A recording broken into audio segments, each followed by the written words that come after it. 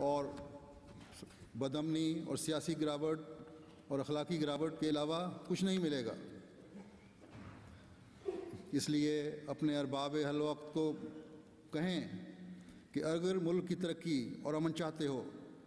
تو ہر قسم کی شدت پسندی کے خاتمہ کی بھرپور کوشش کرو۔ اب میں پھر اسلام کی امن پسند تعلیم کی طرف آتے ہوئے اور آن حضرت صلی اللہ علیہ وسلم کا عظیم اسوہ پیش کرتے ہوئے حضرت مسیح موعود علیہ الصلوۃ والسلام کے اقتباسات پیش کرتا ہوں۔ آپ فرماتے ہیں سورہ حج پارہ 17 میں خدا تعالیٰ فرماتا ہے وَلَوْلَا دَفْعُ اللَّهِ النَّاسَ بَعْضَهُم بِبَعْضٍ لَهُدِّمَتْ صَوَامِعُ وَبِيَعٌ وَصَلَوَاتٌ وَمَسَاجِدُ یذکر فی اسم اللہ کثیرا، یعنی اگر خدا تعالیٰ کی یہ عادت نہ ہوتی کہ بعض کو بعض کے ساتھ دفع کرتا تو ظلم کی نوبت یہاں تک پہنچتی کہ گوشہ گزینوں کے خلوت خانے ڈھائے جاتے اور عیسائیوں کے گرجے مسمار کیے جاتے اور یہودیوں کے معبد نابود کیے جاتے اور مسلمانوں کی مسجدیں جہاں کثرت سے ذکر خدا ہوتا ہے منہدم کی جاتی۔ اس جگہ خدا تعالیٰ یہ ظاہر فرماتا ہے کہ ان تمام عبادت خانوں کا میں ہی حامی ہوں، اور اسلام کا فرض ہے کہ اگر مثلاً کسی عیسائی ملک پر قبضہ کرے تو ان کے عبادت خانوں سے کچھ تعرض نہ کرے اور منع کر دے کہ ان کے گرجے مسمار نہ کیے جائیں، اور یہی ہدایت احادیث نبویہ سے مفہوم ہوتی ہے، کیونکہ احادیث سے معلوم ہوتا ہے کہ جب کہ کوئی اسلامی سپہ سالار کسی قوم کے مقابلہ کے لیے مامور ہوتا تھا تو اس کو یہ حکم دیا جاتا تھا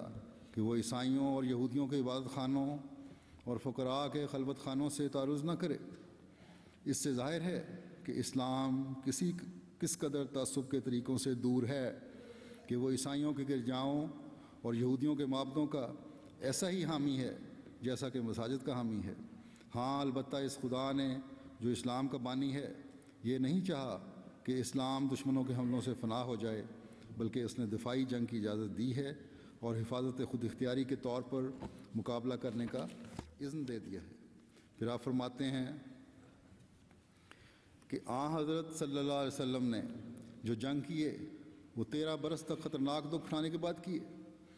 اور وہ بھی مدافعت کے طور پر 13 برس تک ان کے ہاتھوں سے آپ تکالیف اٹھاتے رہے۔ مسلمان مرد اور عورتیں شہید کی گئیں۔ آخر جب آپ مدینہ تشریف لے گئے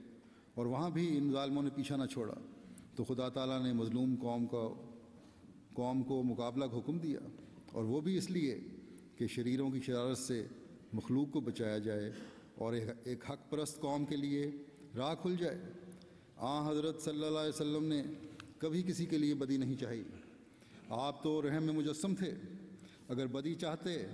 تو جب آپ نے پورا تسلط حاصل کر لیا تھا اور شوکت اور غلبہ آپ کو مل گیا تھا تو آپ ان تمام ائمۃ الکفر کو جو ہمیشہ آپ کو دکھ دیتے رہتے تھے قتل کروا دیتے، اور اس میں انصاف اور عقل کی روح سے آپ کا پلہ بالکل پاک تھا، مگر باوجود اس کے کہ عرف عام کے لحاظ سے اور عقل اور انصاف کے لحاظ سے آپ کو حق تھا کہ ان لوگوں کو قتل کروا دیتے، مگر نہیں، آپ نے سب کو چھوڑ دیا۔ آج کل جو لوگ غداری کرتے ہیں اور باغی ہوتے ہیں انہیں کون پناہ دے سکتا ہے؟ جب ہندوستان میں غدر ہو گیا تھا اور اس کے بعد انگریزوں نے تسلط عام حاصل کر لیا تھا تو تمام شریر باغی ہلاک کر دیے گئے، اور ان کی یہ سزا بالکل انصاف پر مبنی تھی۔ باغی کے لیے کسی قانون میں رہائی نہیں، لیکن یہ آپ ہی یعنی آپ صلی اللہ علیہ وسلم ہی کا حوصلہ تھا کہ اس دن آپ نے فرمایا